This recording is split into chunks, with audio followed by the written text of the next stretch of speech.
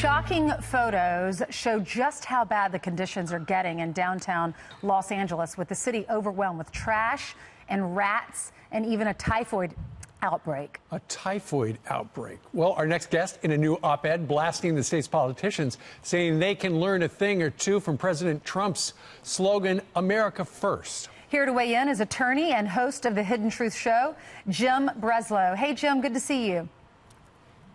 Good morning from beautiful California. Yeah, you live out there. Tell us what you see when you walk down the streets in L.A.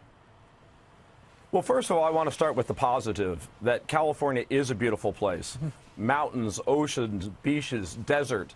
But I think that's also part of the problem, is that everybody loves living here. People are going to continue to come here, and it doesn't matter how bad our government gets, people are going to want to live here. It's like a restaurant that's in a beautiful location. They don't need to have great service. They don't need to have great food. People are going to still keep coming.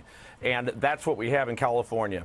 And yes, the latest example of that is this trash that has been piling up in downtown Los Angeles, resulting in typhus and so on. The cause of it appears to be the tremendous increase in homelessness that's been reported widely across California. All of my friends and neighbors are dealing with issues with it. I'm dealing with it in my community, which is an affluent community. They're dealing with it in downtown Los Angeles.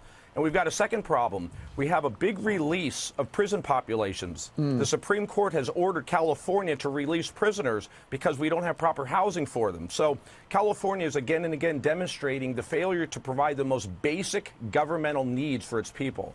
Yeah, and I think part of the latest situation out there, Jim, is that they were going to try to crack down on the amount of stuff that these people along Skid Row could have piled up, and they decided at the last minute not to do anything about it.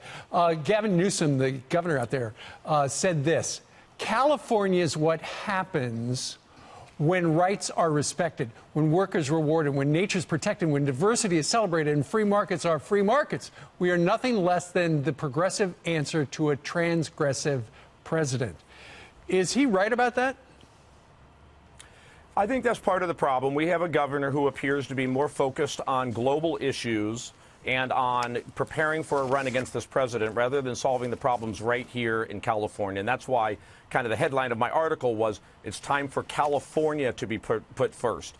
There was a belief out there that President Obama tend to see himself as president of the world as opposed to the United States. And I think that's what led to Donald Trump.